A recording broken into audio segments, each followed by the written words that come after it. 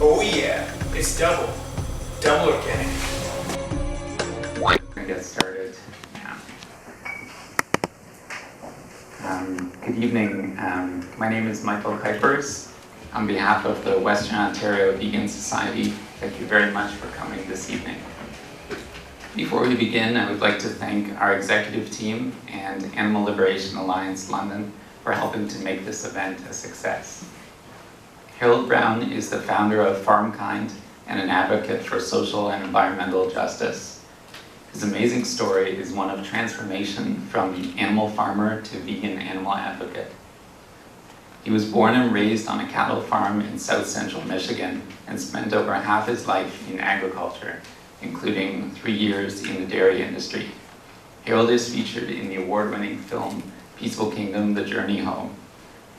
He also works as an advocate for animal rights, sustainable independent family farms, and peace through nonviolence. It is my great honor and pleasure to introduce Harold Brown. Please give him a warm welcome.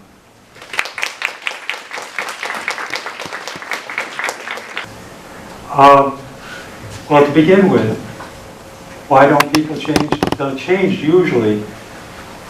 Well, it's because it's part of human nature. We're crisis management oriented. We don't fix something until our backs are up against the wall, until it's broken. Okay, here's my story.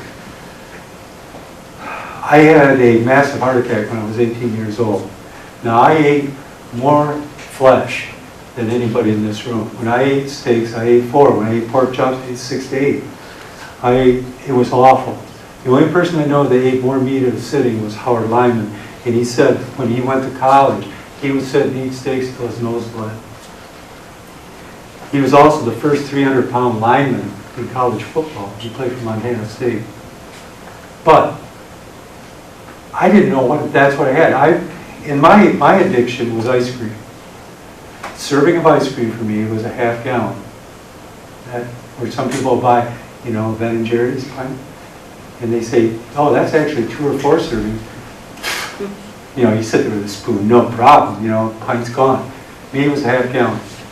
So my folks and my brother, I have one brother, they went on vacation, which farmers don't often do. And I stayed home to do chores, take care of things. I was 18 years old, so I'm sitting there watching this bad B movie on Saturday night, eating my ice cream. I get to the bottom of it, and then I had all the classic symptoms of a heart attack.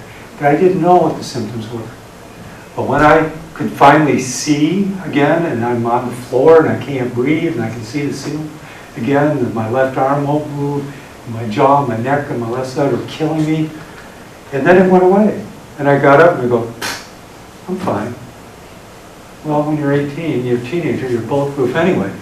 I didn't get another thought until 13 years later when my dad, it was more than that. Yeah, it was about 13 years later, so my dad had his first heart attack, but he had to have a triple bypass. Now I know what the symptoms are, and it scared me, because I go, that's what happened to me, but I didn't tell my family. I just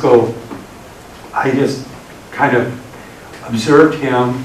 And if any of you have had parents that have had heart attacks and bypasses, there's this protocol they have to go through where they bring the kids in, sit down with the cardiologist, respiratory therapist, and the registered dietitian, and they say that the cardiologist says, you have a genetic predisposition to this. Because of your father, you have a genetic predisposition to this disease. Beware. Of course, they didn't give us any information. Now, this is the University of Michigan Hospital. I'm talking about top cardiac hospitals in Michigan. And so I didn't know, but I knew what the diet they put my dad on. They said, get some exercise, he had to quit smoking, and eat this way.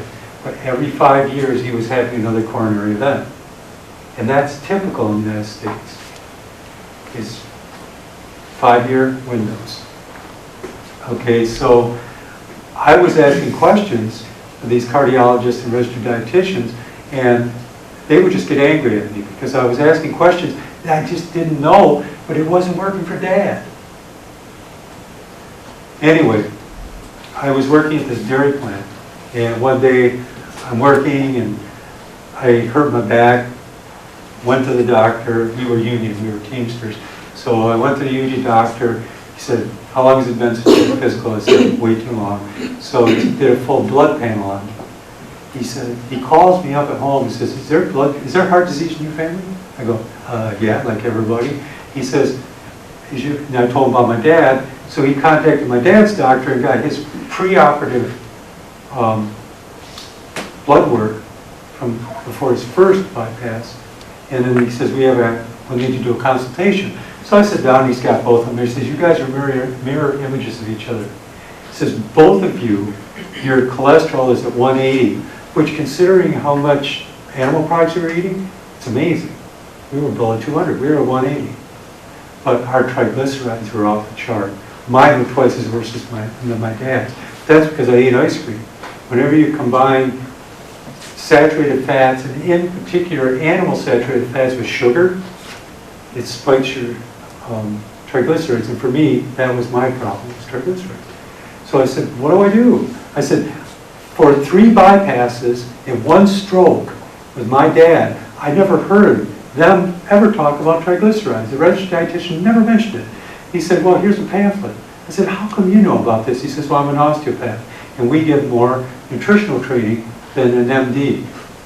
Medical doctor in the United States gets, on average, 4 hours of class time on nutrition in 6 years of medical school. Okay, so they don't really know anything about nutrition. And I'm not criticizing doctors, I'm criticizing the institution that teaches them, because they have a vested interest for them not to know. That's another topic. So anyway, he says, so this ice cream's out. And he says, no desserts if you eat animal saturated fats, so the best thing you can do is give up beef. He says, if you can give up beef and dessert, or limit your desserts, and be mindful of what you ate during that meal, and if you ate something that's fatty, try not to eat the dessert, eat very little, okay? So I take this pamphlet, and it's in the pamphlet, I take it to show my folks, and they go, oh, that's cool. Next Sunday after church, I'm sitting there, and my mom's a really inventive Scottish cook, so every Sunday was pot roast. So I pass the pot roast, my wife passes the pot roast, and she freaks out. She got mad and started yelling, you turned your back on what we do for a living. I'm going, I'm doing this to stay alive, Well, anyway, things got stressful over the next year, and I just had it. So my wife and I packed up our stuff, and we moved to Cleveland.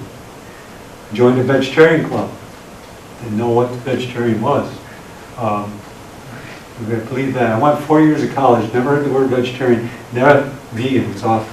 That was, never heard that. But when the very first customer's car, I worked as a mechanic, the very first customer's car I worked on had a bumper sticker that says, I don't eat my friends. So I figured when I'm delivering the car back to her, I said, okay, here's what I did. You take the invoice in and go pay for it. I said, can I ask you about that bumper sticker? I said, does that mean is that a joke, like you're not a cannibal? And she goes, no, I'm a vegetarian. I said, what is that? And she explained it. And I said, oh, my grandmother used to talk about you people.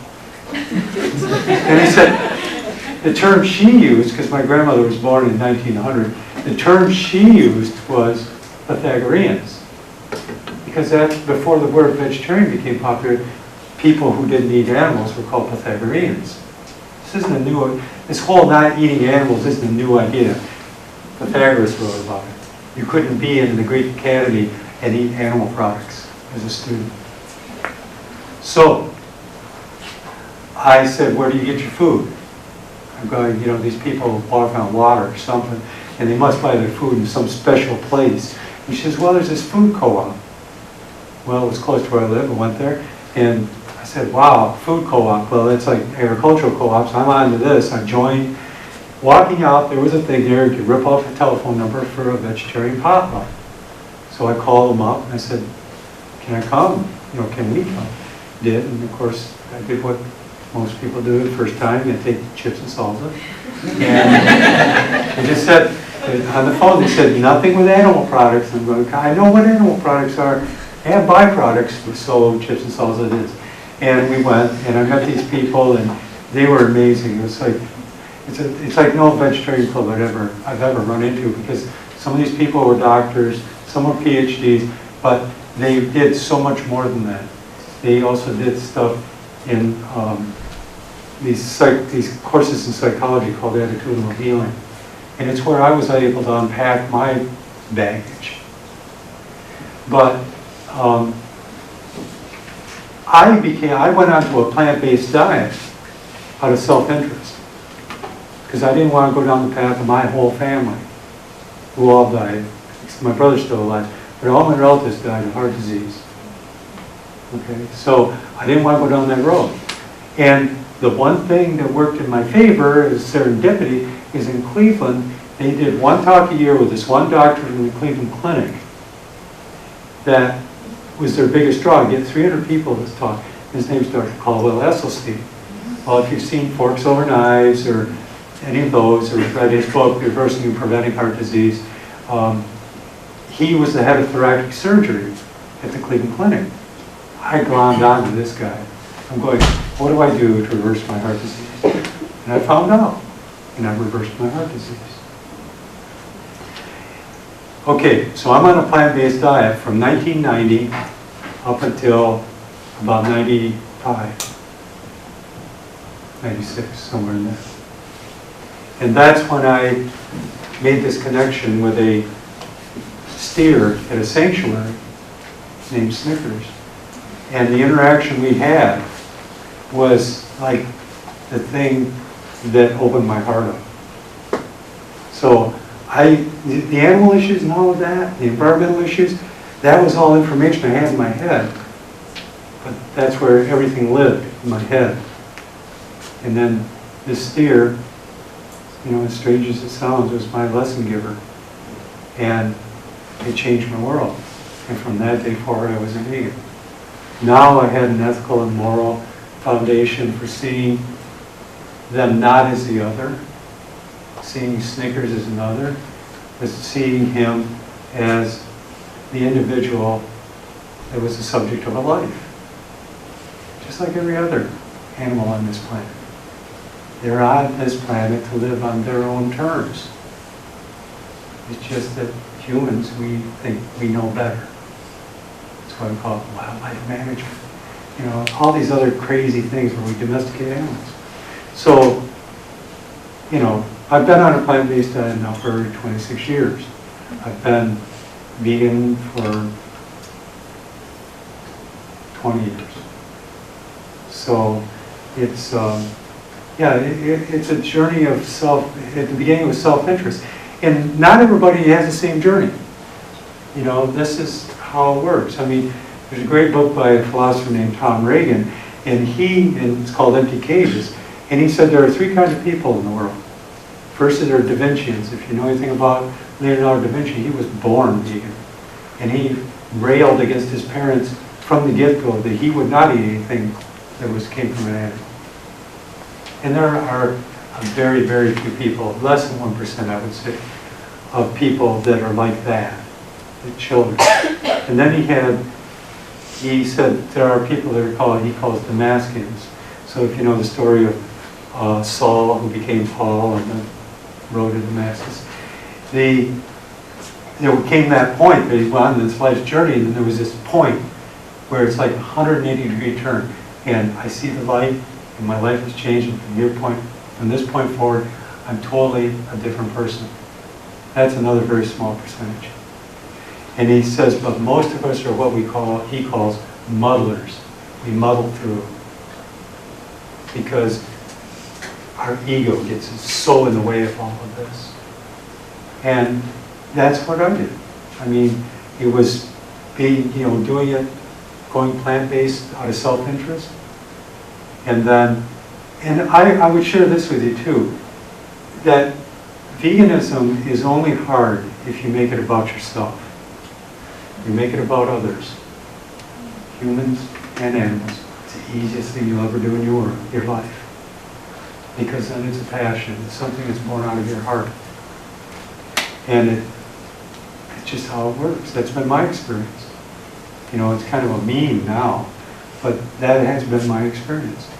And I have found a greater sense of peace in my life than I've ever known, because violence was so much part of my life until I got away from it. But then it was an evolution. It took time to unpack all of that. You know, and we, as a society, violence is so much a part of our entertainment systems. You know, it's just something that we've become kind of numb to. We've gotten used to it. We've gotten accustomed to it, and we shouldn't. It amazes me. I mean, other countries find it amazing that in America we can be so accepting of violence on television and movies, but yet when it comes to sexual content, you know, whoa, you know, it's like we have to have laws, you know, control reproductive rights. I mean, it's crazy, you know. When it comes to violence, it doesn't matter if it's animals or people. That's entertainment, folks. You know, and it should be. Where, you know, our perspective is skewed. It's really skewed. And we need to get a hold of that. You know, and there's great teachers out there trying to teach us this stuff, like Thich Khan and Sadhguru, and there's all these great teachers out there that are trying to wake us up to this. But it's so deeply rooted in our hurting culture. Violence is. It's why we're so accustomed to it, why we're so comfortable with it. But we need to unpack that, understand it. And that there is no such thing as humane. No such thing as humane. You can't,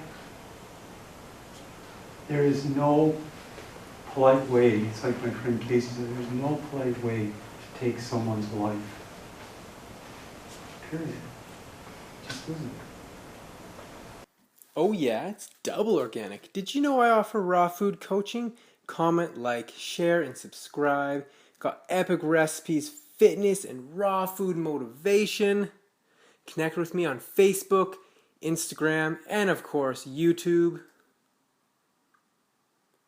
Whoa, look at all those recipes. Those look tasty. Give me some of that. I'm proud to announce the release of my free raw recipe app. Do you want over 100 original raw food recipes in the palm of your hand? Click the links to download or search Double Organic on your phone.